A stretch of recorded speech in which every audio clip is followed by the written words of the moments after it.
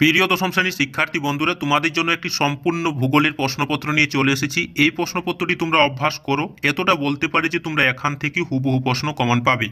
তো দেখে নাও বিভাগ ক থেকে এক দাগে বিকল্প প্রশ্নগুলোর থেকে সঠিক উত্তরটি নির্বাচন করে লেখো 1x14 = 14। দেখো প্রথম দাগে প্রশ্নটি মোস্ট ইম্পর্টেন্ট, আরোহণ অবরোহণ প্রক্রিয়ার সম্মিলিত ফল হলো অপশন খ পর্যায়ন।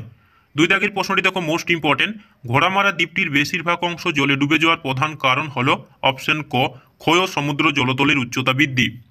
তারপরে দেখো তিন দাগের প্রশ্নটি, পৃথিবীতে অ্যালবেডোর পরিমাণ প্রায় অপশন গ 34%। ঋতু পরিবর্তন দেখা যায় না অপশন খ নিরক্ষীয় জলবায়ুতে। পৃথিবীর মোট আয়তনে জলভাগ দ্বারা আবৃত অংশ 71%।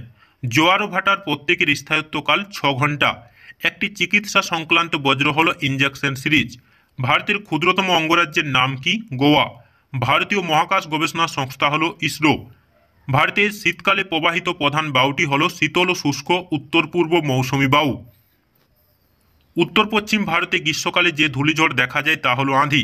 ভারতে সর্বাধিক জলসেচ করা হয় যে পদ্ধতিতে তা হলো কূপ ও নলকূপ। 2011 সালে আদমশুমারি অনুযায়ী ভারতের জনঘনত্ব হলো 382 জন পার বর্গ কিমি। ডিগ্রি সিটে RF স্কেলে থাকে, তো দেখো 1:25000। তারপরে দেখো মিলিয়ন সিটে এখানে একটি প্রশ্ন রয়েছে, এটিও কিন্তু মোস্ট ইম্পর্টেন্ট, দেখে নাও। তারপরে দেখো বিভাগ খ থেকে মোস্ট ইম্পর্টেন্ট প্রশ্নগুলো কিন্তু রাখা হয়েছে। নিম্নলিখিত বাক্যগুলি শুদ্ধ হলে পাশে সু এবং অশুদ্ধ হলে পাশে অ লেখো, যে কোনো 6টি প্রশ্নের উত্তর দাও। সোনালী চতুর্ভুজ 5টি মেট্রো শহরকে যুক্ত করেছে, এটি নিশ্চয়ই অ হবে। বারখান বালিয়াড়ি থেকে শিব বালিয়াড়ি সৃষ্টি হয়, এটি সু হবে। ভারতের বিন্দু পর্বতটি হলো একটি স্তূপ পর্বত, এটি সু হবে। করমণ্ডল উপকূলে বছরে 2বার বৃষ্টিপাত হয়, এটিও সু হবে। পৃথিবীর বৃহত্তম ম্যানগ্রোভ অরণ্য পশ্চিমবঙ্গের সুন্দরবন, এটি নিশ্চয়ই সু হবে। তারপরে দেখো ওজোন গ্যাস সূর্যের অতিবেগুনি রশ্মিকে শোষণ করে, এটি তোমরা একটু কমেন্ট করে জানাও। তেলেঙ্গানা ভারতের নবীনতম অঙ্গরাজ্য, এটি হবে সু। ভারতের সর্বাধিক জনঘনত্বপূর্ণ রাজ্য হলো পশ্চিমবঙ্গ, এটি হবে অ। উপযুক্ত শব্দ বসিয়ে শূন্যস্থান পূরণ করো, যে কোনো 6টি প্রশ্নের উত্তর দাও। দেখে নাও এই প্রশ্নগুলো মোস্ট ইম্পর্টেন্ট। দুটি কড়ির মধ্যবর্তী অংশকে ড্যাশ বলে, তো দেখো সঠিক উত্তরটি হবে দুটি কড়ির মধ্যবর্তী অংশকে এরিটি বলে। চীন সাগরে সৃষ্টি বিধ্বংসী ঘূর্ণিঝড়কে ড্যাশ বলে, তো দেখো সঠিক উত্তরটি হবে চীন সাগরে সৃষ্টি বিধ্বংসী ঘূর্ণিঝড়কে টাইফুন বলে। ক্যারিবিয়ান উপসাগরে ক্রান্তীয় ঘূর্ণয়নবাদকে ড্যাশ বলে, তো দেখো সঠিক উত্তরটি হবে ক্যারিবিয়ান উপসাগরে ক্রান্তীয় ঘূর্ণয়নবাদকে হ্যারিকেন বলে।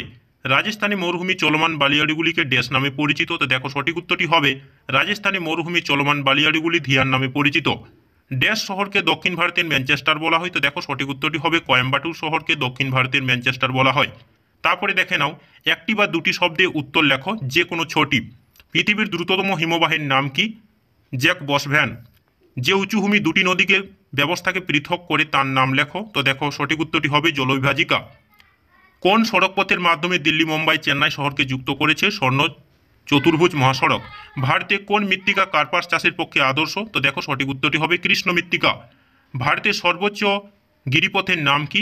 মানাপাস। ভারতে কফি গবেষণাগারটি কোথায় অবস্থিত? চিকমাগালুর। উদীয়মান শিল্প কাকে বলে? পেট্রোল রসায়ন শিল্পকে।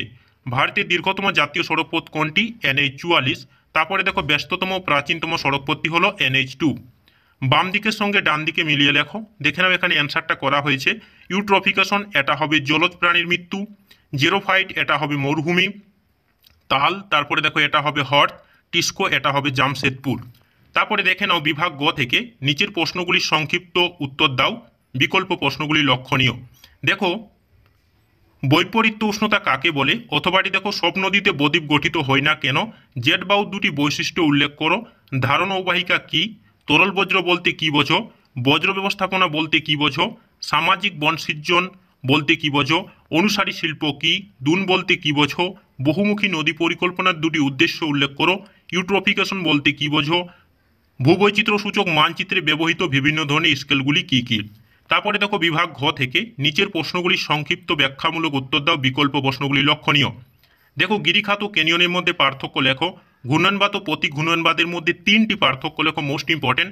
বজ্র অবস্থাপনায় 3R এর গুরুত্ব লেখো, এবং এখানে দেখো আরেকটি প্রশ্ন রেখেছি, জৈব ভঙ্গুর ও জৈব অভঙ্গুর বজ্র পদার্থের মধ্যে পার্থক্য লেখো। বজ্র ব্যবস্থাপনায় শিক্ষার্থীদের ভূমিকা উল্লেখ করে এই প্রশ্নটি মোস্ট ইম্পর্টেন্ট। জলপথকে উন্নয়নের জীবনরেখা বলা হয় কেন? ধাপ চাষ ও ফালি চাষের মধ্যে পার্থক্য লেখো। সানসিন ক্রোনাস উপগ্রহ ও জিওস্টেনারি উপগ্রহের মধ্যে পার্থক্য লেখো। ভূবৈচিত্র্য সূচক মানচিত্র ও উপগ্রহ চিত্রের মধ্যে পার্থক্য লেখো। দেখো এই প্রশ্নগুলো মোস্ট ইম্পর্টেন্ট। তারপরে দেখো বিভাগ ওয়া থেকে নিচে যে কোনো দুটি প্রশ্নের উত্তর দাও, দেখে নাও। হিমবাহ ও জলধারা মিলিত সঞ্চয় কার্যের ফলে সৃষ্টি প্রধান ভূমিরূপগুলি চিত্রসহ বর্ণনা দাও। বায়ুমণ্ডলে ট্রোপোস্ফিয়ার ও স্ট্র্যাটোস্ফিয়ার স্তর সম্পর্কে আলোচনা করো। চিত্রসহ জোয়ার ভাটা সৃষ্টির কারণগুলি আলোচনা করো। হিমবাহ ক্ষয়কার্যের ফলে সৃষ্টির তিনটি ভূমিরূপের চিত্রসহ বিবরণ দাও। তারপরে দেখো একটি এক্সট্রা প্রশ্ন রেখেছি, ভূমধ্যসাগরীয় জলবায়ু অঞ্চলের অবস্থান এবং জলবায়ুর বৈশিষ্ট্য আলোচনা করো। এই প্রশ্নগুলো তোমরা খুব সুন্দরভাবে অভ্যাস করো, তোমরা দেখবে এখান থেকেই হুবহু কমন পেয়ে যাবে। তারপরে দেখো নিচে যে কোনো দুটি প্রশ্নের উত্তর দাও। ভারতে পলিমৃত্তিকা ও কৃষ্ণ মৃত্তিকার মধ্যে পার্থক্য লেখো। ভারতে চা, গম ও কফি চাষের অনুকূল ভৌগোলিক পরিবেশগুলি আলোচনা করো। পূর্ব ও মধ্য ভারতে লৌহ ইস্পাত শিল্প গড়ে ওঠার কারণগুলি আলোচনা করো। ভারতে পশ্চিম হিমালয় ভূপ্রকৃতির সংক্ষিপ্ত বিবরণ দাও। ভারতে নগরায়ণ গড়ে ওঠার প্রধান কারণগুলি আলোচনা করো। দেখো এই প্রশ্নগুলো প্রত্যেকটি প্রশ্নই মোস্ট ইম্পর্টেন্ট। তারপরে দেখো বিভাগ চ থেকে ভারতের রেখা মানচিত্রে নিম্নলিখিতগুলি উপযুক্ত নাম ও প্রতীক সহ চিহ্নিত করো। দেখো আরাবলী, নর্মদা নদী, একটি খরাপ্রবণ অঞ্চল, ছোটনাগপুর মালভূমি, কোঙ্কণ উপকূল, ভারতে একটি মোটরগাড়ি নির্মাণ কেন্দ্র, চিল্কা হ্রদ, দক্ষিণ পূর্ব রেলপথের সদর দপ্তর, করমণ্ডল বন্দর। তারপরে দেখো এখানে বছরে 2বার বৃষ্টিপাতযুক্ত অঞ্চল, একটি ইক্ষু উৎপাদক অঞ্চল, ভারতে হাইটেক বন্দর। তো দেখো তোমাদের এই প্রশ্নগুলোই ছিল মোস্ট ইম্পর্টেন্ট একটি প্রশ্নপত্র তোমাদের সামনে শেয়ার করলাম।